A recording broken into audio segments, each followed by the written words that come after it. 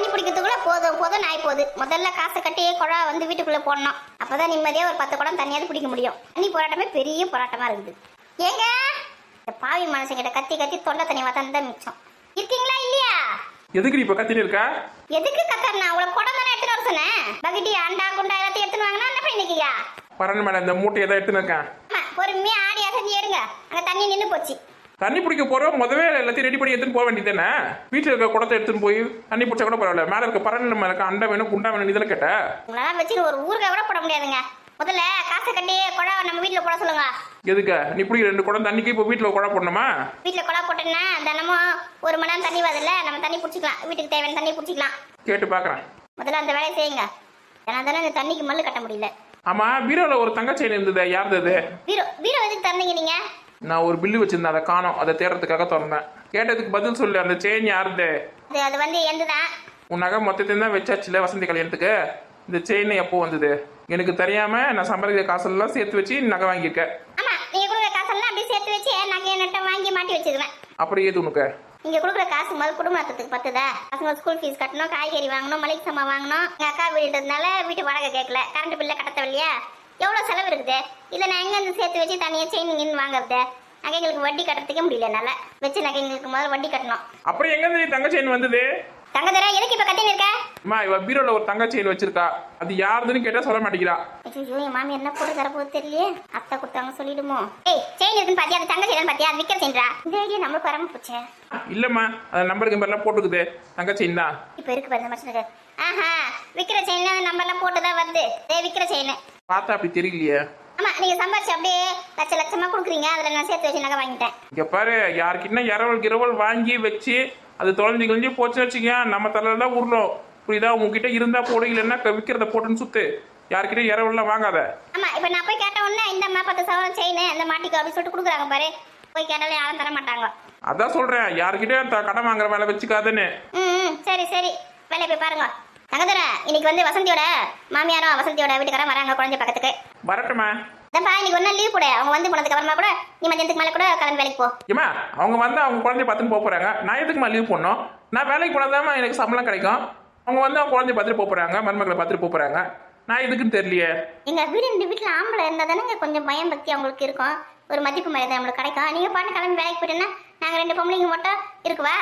நீயே 4 ஊருக்கு சமம் இரு. எங்க பொறுப்பா பேசுங்க. என்ன முக்கியமான வேலை இருக்குது. ஆவணி மாசம் வேற பிறக்க போகுது. வீடு கிரகப்பிரவேசம் வச்சிருக்காங்க. நான் பெயிண்ட் அடிக்கிற வேலையை பார்க்கவா? எங்க வீட்டுல உட்காந்து உங்களுக்கு வந்து பஜ்ஜியும் பொண்ணாங்க போட்டு கொடுத்துருக்கவா? உங்களுக்கு பஜ்ஜி பொண்ணெல்லாம் போட தெரியுமா? சொல்லவே இல்லை எத்தனை நாளா. உனக்கு காப்பியே போட தெரியாது. வரவங்களை கவனிச்சு அனுப்பிச்சு விடுங்கம்மா. சரி, நீ என்னைக்கு லீவ் போட்டுருக்க? ஓ, நாங்களே பாத்துக்கிறோம். வந்து உங்களுக்கு வச்சு கொடுக்கறதுக்கு மிச்சர் ஸ்வீட் மட்டும் வாங்கி கொடுத்துருப்போம். இது சொல்றீங்களா? வாங்கி கொடுத்துட்டு போறேன். வரவங்களுக்கு காப்பி கீப்பி போட்டு கொடுக்கறதுக்கு பால் வேணும். பால் நம்மளுக்கு மட்டும்தான் இருக்குது. என்ன பால் வாங்கி கொடுத்து போக சொல்லுங்க. ஏமா, என்னென்ன வேணும்னு ஒரு பேப்பர்ல எழுதி கொடுங்கம்மா. வாங்கி கொடுத்து நான் கிளம்புறேன். ஏற்கனவே மணி ஆகி போச்சே. சரிடா. அது என்னென்ன வேணும்னு எழுதி கூட வந்துட்டேன். எழுதி கொடுக்கணும். இப்போ குளிச்சுட்டு ரெடி ஆகணும். மணி ஆகி போச்சு. அவனுங்க வேற வேலைக்கு வந்தானுங்களா இல்லையா தெரியல.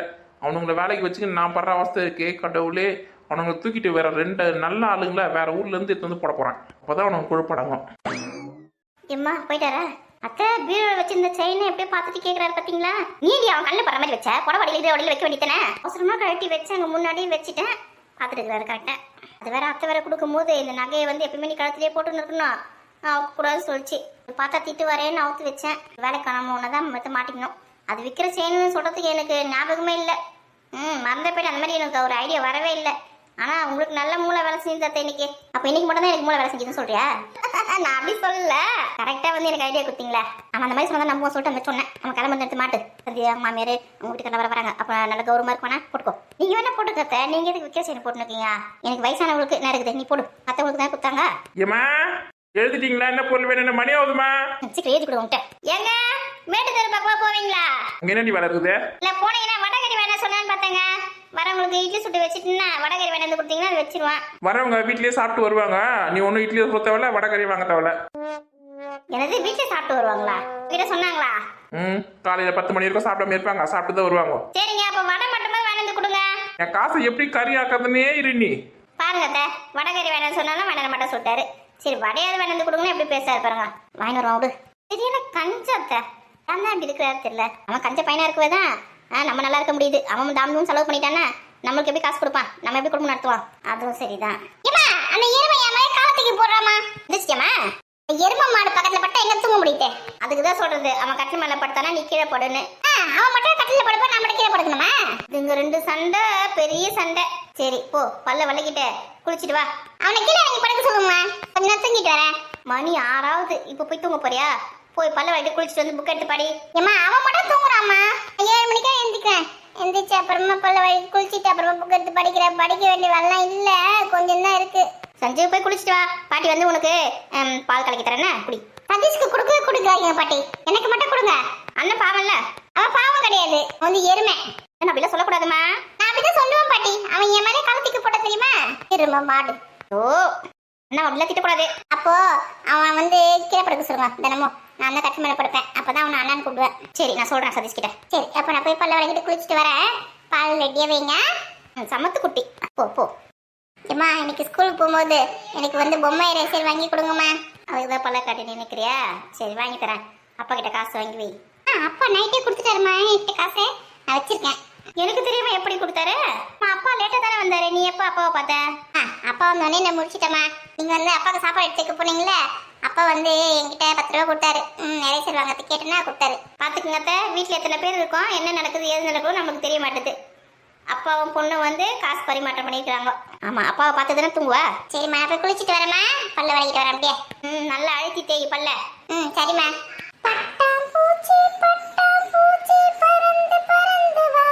குடத்தை எதுக்கடி சம்மந்த கீழே வையே. அத்தை எங்க அக்கா வீட்டு கூட தண்ணியை ஊற்றி குடத்தை கொடுங்க, எடுத்துமே கொடுத்துட்டு வந்துடுறேன். என்ன சண்டைக்கு வரும்? எதுக்குதான் இவ வளர தெரியலையே, பக்கு பக்குன்னு. என்னடி உனக்கு பிரச்சனை? ஏன் பிரச்சனை? பல்லு வளைக்க வச்சிருக்காமா? அவன் இன்னும் தூங்கியே எழுந்திருக்கல. எருமை நேற்று வளைக்கி வச்சிருக்காமா, வளைக்கிட்டு அந்த கழுவாம கூட வச்சிருக்கான். ஐயோ இருங்க, தண்ணி ஊத்திட்டு குடத்தை கொடுத்துட்டு அதுல ஒரு பிரஷ் வாங்கி வந்து கொடுக்குறேன். என்கிட்டே இருக்கு பிரஷ், போன வாட்டி சண்டைக்கு போகும்போது வாங்கி வந்தேன் 4 பிரஷ், அதுல ஒரு பிரஷ் இருக்குது கொடுக்குறேன். அப்படியா? கொடுங்க. இதுங்களுக்கு வேற கலர் பிரஷ் வாங்கி கொடுத்தாலும் மாத்தி வளைக்கி இந்த மாதிரி அமக்கலாம் பண்ணி வைக்கிறேன். அந்த சதீஷ் பையன் இருக்கட்டும், அடி இருக்கு பாரு அவனுக்கு. ஏமா நான் பல்லு வளர்க்கலாம் வேணாமா? அடி வாங்க போற, இரு பிரஷ் எடுத்துன்னு வரேன். சீக்கிரம் வாங்க, நான் குளிக்க போறேன். பிரஷ் எடுத்து வந்து கொடுங்க. எடுத்துட்டு வரேன். எங்க வச்சா ஞாபகம் இல்லையே, அந்த செல்ஃபு மேலே தான் வச்ச மாதிரி இருக்கு. பார்க்கலாம். தண்ணியை ஊற்றிட்டு குடத்தை எடுத்துன்னு கொடுத்துட்டு வந்துடலாம். ஏன்னா அதுக்கு வேற வந்து ஆடாடுன்னு ஆடும். என் குடத்தை எடுத்துன்னு பண்ணி குட்டியா போனேன் வந்தியான்னு சொந்தக்காரங்க கிட்ட சாவகாசமா வச்சுக்க கூடாது. அர்த்த கைக்கு சுண்ணாம்பு வைக்காதுங்க. ராதிகா இதை வந்துட்டேங்க. எழுதிட்டியா தேவையான பொருளா? எழுதிட்டேங்க. என்னங்க இது? என்ன இவ்வளோ பெரிய பேப்பரு, 4 பொருள் எழுதுறதுக்கு? நீங்க மறந்துட்டீங்களா, அதனால தான் எல்லாத்தையும் கரெக்டாக எழுதி கொடுத்துருக்கேன். தின்னடி இது மிக்சரு, அப்புறம் ஸ்வீட்டு. மிக்சர் 1 கிலோ, ஸ்வீட்டு 1 கிலோவா? 2 பேர் தானே வராங்க சொன்னேன், 10 பேரா வராங்க? அவங்க மட்டும் சாப்பிட்டு போயிட்டா நாங்களாம் வாய் 10 ரூபா பண்ணுக்குதா? எங்களுக்கு சேர்த்து வாங்கிடுவாங்க. உங்க அண்ணன் வாங்கி கொடுத்ததுல என்ன பண்ண? அது வந்து இருக்குது, அண்ணன் வாங்கி கொடுத்ததுல அவங்களுக்கு கொடுக்க முடியாது, அவங்களுக்கு தனியாக வாங்கினாங்க. அப்போ 100 மிக்சர் 100 ஸ்வீட் வேணாரா? ஏங்க பணம் ஒன்றும் அப்படியே கொட்டி இல்லை, 10 தான் பக்குவமாக தான் செலவு பண்ண முடியும். அப்புறம் குளிக்கிற சோப்பு 1 பெருசு, அப்புறம் 1 கிலோ மிளகா, 1 கிலோ தனியாவா? என்ன தெரியுது மிளகா தனியா எழுதி வச்சிருக்கிற? வரவங்களுக்கு மிளகா தனியா கொடுக்க போறியா? அது வந்து வீட்டுக்குங்க, மிளகாத்தூள் காலி ஆயிடுச்சு, தம் துண்டு தான் இருக்குது. உங்களுக்கு அந்த மீன் குழம்பு வைக்கணும், கருவாட்டு குழம்பு வைக்கணும், கறி குழம்பு வைக்கணும் நீங்க. உங்க தங்கச்சிக்கு வேற சமைச்சு போடணும் நல்லா. அதுக்கெல்லாம் மிளகா தனியா வேணாவா? அதுக்கு தான் போட்டிருக்கேன். 1 கிலோ மிளகா 1 கிலோ தனியா மட்டும் வாங்கிடுவாங்க. ஏடி மளிகை சாமான் நீ போய் வாங்கிக்க வேண்டியது தானே, அதெல்லாம் எதுக்கு நீ எழுதி வச்சிருக்கிற? சோப்பு வேற, சோப்பு இப்ப 4 சோப்பு வாங்கி கொடுத்தேன். 4 சோப்பு வாங்கி கொடுத்தீங்க. உங்களுக்கு ஒரு சோப்பு, எனக்கு ஒரு சோப்பு, உங்க அம்மாவுக்கு ஒரு சோப்பு, சதீஷ்க்கும் சஞ்சுக்கும் பாதி சோப்பு கொடுத்துட்டேன். அவங்க 2 சண்டை போடுதுன்னு ஒரே மாதிரி சோப்பு கொடுத்துடலாம் கொடுத்துட்டேன். இப்போ உங்க தங்கச்சிக்கு சோப்பு இல்லையே, தங்கச்சி வந்துருக்குது, கொஞ்சமாவது அறிவு இருக்குதா இல்லையா உங்களுக்கு? இதெல்லாம் நான் தான் சொல்லி தான் தெரியுமா என்ன? உங்க தங்கச்சிக்கு தனியாக சோப்பு கொடுக்கணும், அந்த சோப்பு வாங்கினாவா? காசை கறி ஆக்குங்க. நாங்களாம் அந்த காலத்துல ஒரு சோப்புலேயே தான் எல்லாருமே குளிப்போம். இப்போ என்னடான்னா ஆளுக்கு தனித்தனியா ஒரு சோப்பு வேணுமா? உங்க காலம் வேற, இந்த காலம் வேற. நான் போற சோப்பு பசங்க போடாது, பசங்க போற சோப்பு நீங்க போட மாட்டீங்க. உங்களுக்கு தனியா ஒரு சோப்பு, ஒருத்தருக்கு ஒரு சோப்பு இருக்குல்ல, ஒரு மாடல்ல. எல்லாரும் ஒரே சோப்பை யூஸ் பண்றோம். நான் போடுற சோப்பு நீங்க போட்டீங்கன்னா உங்களுக்கு அழுக்கு போதா? போக மாட்டதுல்ல. அதனால உங்களுக்கு தனியா ஒரு சோப்பு வாங்கி வச்சிருக்கிறோம். நான் போடுற சோப்பு வந்து போட்டா அழகாகிறதுக்காக நான் வாங்கி வச்சிருக்கேன். அது உங்களுக்கு போட்டா ஒத்துக்க மாட்டேங்குது. அதான் அதுக்கு ஆளுக்கு தகுந்த மாதிரி சோப்பு இருக்குதுல்ல, அதனால தனித்தனியாக வாங்கி வச்சிருக்கோம். ஆடுங்க. சரிங்க, சீக்கிரமா போயிட்டு சீக்கிரமா வாங்க, மணி ஆகுது. வந்து வேலைக்கு வர நீங்க கிளம்புத்தவள. நானே 100 ரூபாய் தான் வச்சிருக்கேன். மிளகா தண்ணியெல்லாம் வாங்குறதுக்கு எங்கிட்ட காசு இருக்கு. 100 ரூபாய் தான் வச்சிருக்கீங்களா? 1 கிலோ மிச்சர் 100 ரூபாய்க்கு மேல வருமே. ஸ்வீட் வேற வாங்கணும். உங்ககிட்ட காசு இருந்தா கொடு. என்கிட்ட காசுலாம் கிடையாதுப்பா. நேற்று தான் உங்க அண்ணன் வந்து போனாரு, காசு இருந்தா கொடுத்துட்டு போயிருப்பாரு. எடு. ஆமா, எங்க அண்ணன் வந்து அப்படியே எண்ணி எண்ணி கொடுத்தாரு பாரு, பாத்தீங்க அப்படியே எங்க அண்ணன் கொடுத்துட்டு போனதா. ஏண்டி உங்க அண்ணன் வந்தா காசு கொடுக்காம போக மாட்டாரடி? என்கிட்ட செலவுக்கு வேற காசு இல்ல. எத்தனை ஒரு 2000 ரூபாய் கொடு. என்கிட்ட 10 ரூபா கூட கிடையாதுப்பா. மிளகா தனியா என்ன வாங்கிடுவாங்க, ஸ்வீட்னா வாங்கிடுவாங்க, மிச்சம் என்ன வாங்கிடுவாங்க. எனக்குன்னா வந்தது. ஏண்டி நான் பாட்டுன்னு பேசுறேன், நீ பாட்டுன்னு போயினே இருக்கிற. லிஸ்ட் வேற கொடுத்துருக்கேன், இது வாங்கினுவா அது வாங்கினுவான்னு. அதுக்குள்ள பணம் நான் மரத்துலயே காக்கிட்டு. என்கிட்ட காசு கேட்காதீங்க, என்கிட்ட காசுலாம் கிடையாது. இது மறைஞ்சிருந்து பார்த்த மாதிரியே சொல்றாரு. எங்க அண்ணன் காசு கொடுத்துட்டு போனதை பார்த்த மாதிரி. வீரல் அந்த செயின் பார்க்கும்போது வச்சு இந்த காசையும் பார்த்துட்டாரோ இல்லையே? அதை நான் புடவை உள்ளதான் வச்சிருந்தேன். என்ன பண்ணி தொலையாது. சீட்டு கட்ட வச்சிருக்க காசை தான் எடுத்துன்னு போய் வாங்கி வரணும். அப்புறம் ஸ்கூல் ஃபீஸ் கட்ட காசு இல்லை, அது காசு இல்லை, இது காசு இல்லைன்னு வரட்டும் இந்த பக்கம். போயிட்டாரா? பா போயிட்டாரு. எங்க குண்டு மிளகா வாங்கிக்கோங்க, நீட்டு மிளகா வாங்காதீங்க. நீட்டு மிளகா வந்து கொஞ்சம் காரமா இருக்கும், அது வந்து மிளகாத்தூள் வந்து ஆண்டு வராது. கொஞ்சமாக தான் அரைச்ச மிளகாத்தூள். குண்டு மிளகா வாங்கிக்கோங்க, அதான் காரமும் திட்டமா இருக்கும். மிளகாத்தூள் அரைச்சாலும் நல்லா மிளகாத்தூள் அதிகமாக வரும். வந்துட போறீங்க? வாரா சார் வா. இன்னைக்கு என்ன எழுப்பாம எழுந்துட்டு இருக்க? சரி, சஞ்சோட பிரஷ் எடுத்து எதுக்கு பல்லு விளக்குன?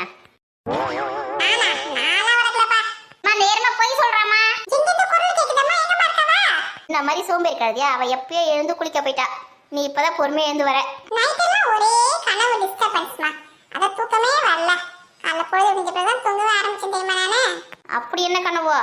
நான் யார் மேலேயோ கால் போட்டு தூங்குற மாதிரி, அவங்க வந்து கத்துற மாதிரி, அந்த மாதிரிலாம் கனவு வருதுமா. நான் சொல்லல. சஞ்சு மேலதான் காலை போட்டிருக்க. அவதான் கத்தி இருந்திருக்கா. ஐயோ, அப்ப அது நிஜமா நினைச்சா கனவு இல்லையா? தங்கச்சி மேல கால் போடக்கூடாது சொல்லியிருக்கல உன்ன. நான் அது கனவு நினைச்சமா, நிஜமாக போட்டுட்டு இருக்கேன். தங்கச்சி மேல கால்ல போட தப்பு தானே. இனிமே வந்து நிக்கிற படு, கட்டில் மேல படுக்க தேவல. போய் மம்மி, அப்ப மட்டும் கட்டில் மேல படுக்கட்டும். நீயா பேசியது என் அன்பே, நீயா பேசியது தீயை வீசியது என் அன்பே, தீயை வீசியது. நான் தான் சொன்னேன், இனிமே நீ வந்து சஞ்சு இந்த பக்கம் படுக்கணும், நீ இந்த பக்கம் படு, நடுவில் நான் படுக்கிறேன். அச்சோ, சரி, சஞ்சு குளிச்சுட்டு வந்தவொடனே நீ போயிட்டு பல்ல வலிக்கிட்டு குளிச்சுட்டு வா. வந்து பிள்ளையார் கோயிலுக்கு போயிட்டு 3 சுத்து சுத்திட்டு வந்து புக் எடுத்து படி. பிறந்த நாள் அடுத்த வாரம் தான் வருது. தினமும் கோயிலுக்கு போயிட்டு வந்து வச்சுக்கேன், நல்ல ஒழுக்கம் வரும், நல்ல படிப்பு வரும். தினமும் காலையில 6 மணிக்குல இந்த வேலையை செய்யற நீ. வீட்லயே தெய்வம் இருக்கும்போது கோயிலுக்கு போய் ஏமா தெய்வத்தை பார்க்கலாம்? வேற இந்த மாதிரி ஐஸ் வச்சு சுத்துற வேலையை மாதிரி நிப்பாட்டு. ஒரு தெய்வம் வீட்டோட இருக்கு, நீ தனித்தனியா கோயில் குளம் அலைவது எதுக்கு? அம்மாவின் பாதத்தில் கற்பூரம் கொளுத்து, நீ ஆனந்த கண்ணீரில் அபிஷேகம் நடத்து. நீ அம்மாவை தெய்வமா நினைக்கிறதுலாம் பரவாயில்லதான், ஆனா சொல்ற பிச்சு கேட்க மாட்டேற பாத்தியா? அப்பதான் உண்மையில எனக்கு கோவமே வருது. சரி எந்திரி எதுக்கு முட்டி போட்டுனுக்கா? சரி போய் பல்ல வளைக்கிட்ட இப்ப முதல்ல பல்ல மட்டும் வளைக்கிட்டு வா. உன் பிரஷ் எடுத்து வளக்கு, சஞ்சு பிரஷ் எடுக்காத, புரியுதா? இன்னொரு வாட்டி அவன் பிரஷ் நீ எடுத்துன்னு தெரிஞ்சது வச்சு கையை உடைச்சிருவேன். சரி பல்ல வளைக்கிட்டு போய் செண்பகத்துக்கு சுத்தி சாணிலாம் இருக்கும் பத்தியா, செண்பகத்துக்கிட்ட அது சாணிலாம் அள்ளி போட்டு அங்கே கொஞ்சம் பெருக்கிட்டு வந்துரு.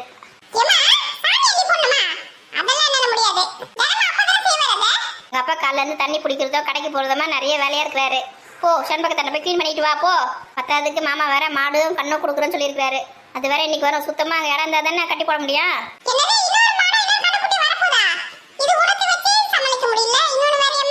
அந்த மாடு வந்தோடனே நிறைய பால் கறக்கும். பால்லாம் கறந்து வித்து நம்ம நிறைய காசு சம்பாதிக்க போறோம்.